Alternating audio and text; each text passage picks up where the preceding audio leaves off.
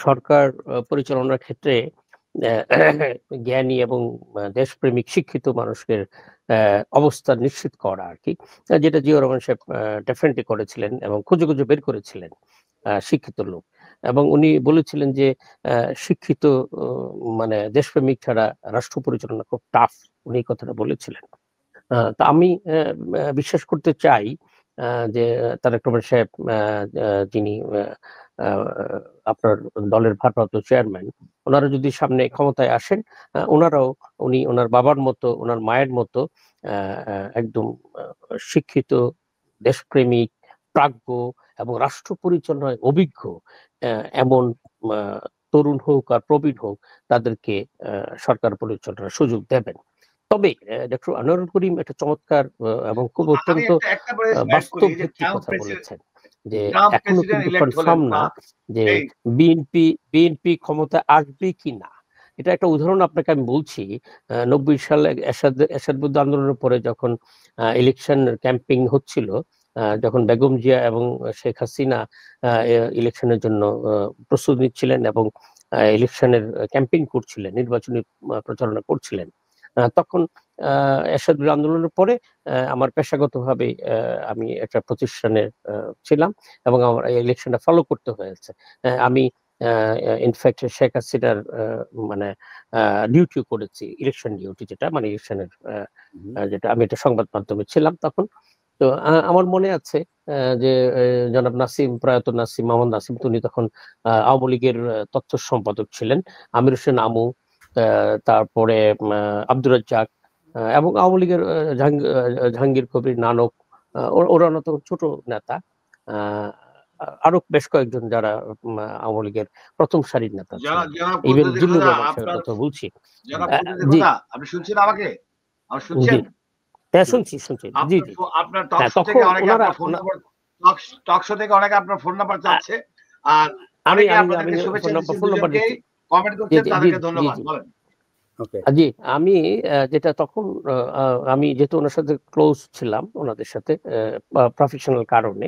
তখন তারা প্রয়াত নাসিম সাহেব আমাকে বলছিলেন, আমরা চিরাং যাচ্ছিলাম একই গাড়িতে। উনি বলছিলেন যে, "কুদরতি খোদা, অ্যা আ আমরা তো ক্ষমতায় আসতেছি। তা আমার কোন মন্ত্রী হলে ভালো হয়? আল্লাহ উনাকে ব্যস্ত নসিব করুক।" আমি উনাকে বললাম যে, নাসিম ভাই আপনি তো তথ্য সম্পাদক আওয়ামী লীগের, আপনি তথ্যমন্ত্রী হবেন।" এম এটা হলো আ আ আ নাসিম সাহেবের কথা এবং এখন জীবিত আছেন আমির হোসেন আমু সাহেব। আমু সাহেব আমাকে বলছিলেন, উনি পাওয়ারফুল লিডার তখন। উনি বলল যে, "গুজরাট আমার কোন মন্ত্রণালয় তো আপনি একটু ভালো বুঝেন কোন মন্ত্রণালয় ভালো আমার জন্য ফিট হয়।" তো আমি কি আপনি এলজিআরডি কিংবা ভালো মন্ত্রণালয় ভালো মিনিস্ট্রি নিবেন। মানে ইনফেক্ট উনারা ক্ষমতায় চলে গেছে আরকি। ইভেন আ তৎকালীন মাননীয় বিরোধী মানে নেত্রী সাবেক প্রধানমন্ত্রী শেখ হাসিনা। উনিও একদম কনফার্ম।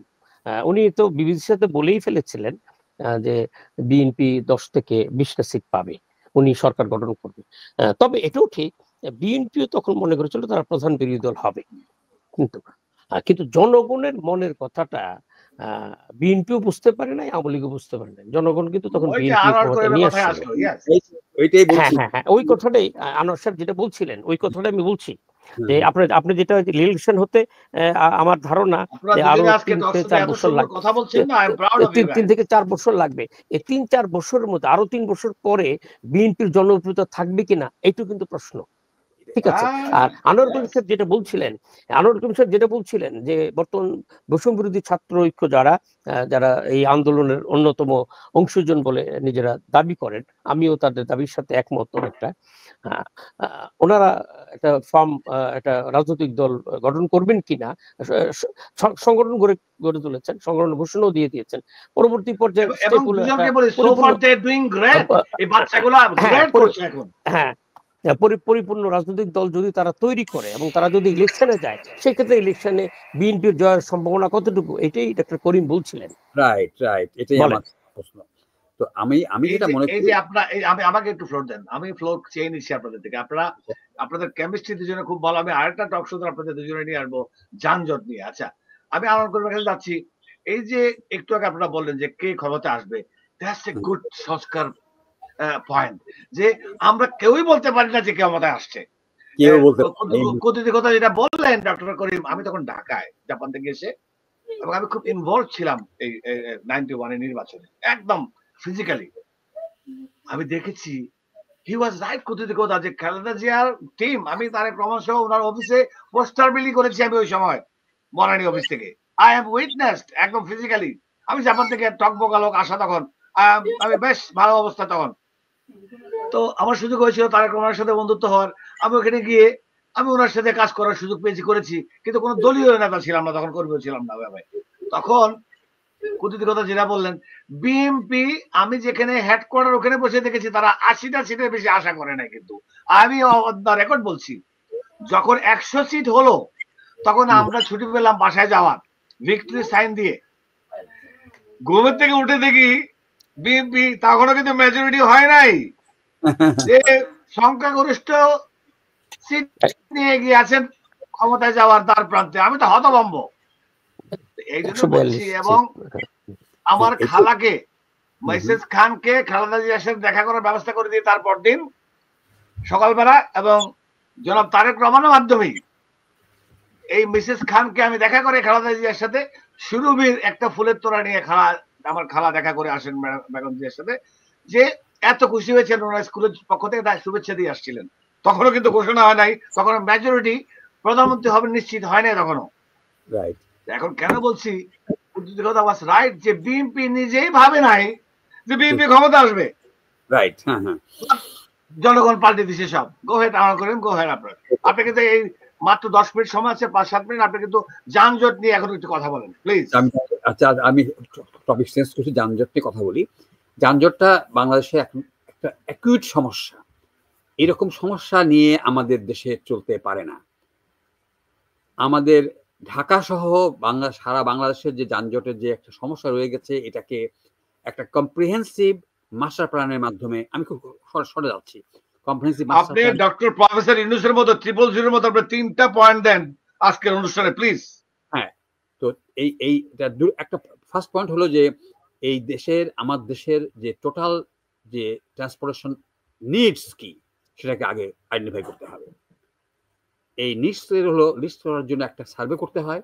এই সার্ভেটা হলো অরিজিন ডেস্টিনেশন সার্ভে, যে একটা মানুষ অরিজিন কোথায়, একটা মানুষ সকাল থেকে বিকাল পর্যন্ত যে ট্রিপগুলো তার দরকার, তার মধ্যে অরিজিন কোথায়, ডেস্টিনেশন কোথায়, অরিজিন কোথায়, এইভাবে একটা ম্যাথমেটিক্যাল ফর্মুলা তৈরি করার মাধ্যমে একটা নাম্বার 1 হলো ম্যাপ, ডেস্টিনেশন কোথা থেকে কোথায় যাবে। নাম্বার 2, এটা করার পরে দেন তাকে অ্যাসেম্বল করার পরে একটা, এটাকে আমরা বলি ট্রিপ স্টাডি করার পরে আমরা একটা, হাসেন প্লিজ মেক এ নোট, আমরা ফাইনাল একটা পাই যে আমাদের দেশের এই যে, আমি ঢাকা শহরে আমাদের এত লোকজন আছে, এত এই টোটাল ট্রিপ, এই এখানকার ট্রিপ এখানে যাবে, এখানে এই করে একটা ট্রিপ সার্ভে আমরা করে আমরা একটা সমাধান করতে পারি যে এই আমাদের নিড। এখন নিড যখন হয়ে গেল, তারপরে আমাদের সাপ্লাই সাইডে যেতে হবে। সাপ্লাই সাইড হলো কি, আমরা কি ধরনের ট্রান্সপোর্টেশন প্রোভাইড করি, ডেস্টিনেশন, ট্রিপ, দেন সাপ্লাই সাইডে তখন আমাদের মানে রিসোর্স কি আছে সেগুলো দেখতে হবে। এখন রিসোর্সের মধ্যে আমাদের ঢাকা শহরে রিসোর্সের মধ্যে আমাদের আমাদের আছে, যেটা যে ট্রাক যেটা আছে, যে রাস্তাতে কতটুকু গাড়ি যেতে পারে, সেটা একটা সার্ভে করতে হবে। একটা সমাধান আছে যে এতগুলো এই স্পিডে গাড়ি চললে এই এতগুলো ট্রিপ সেখানে সম্ভব হবে।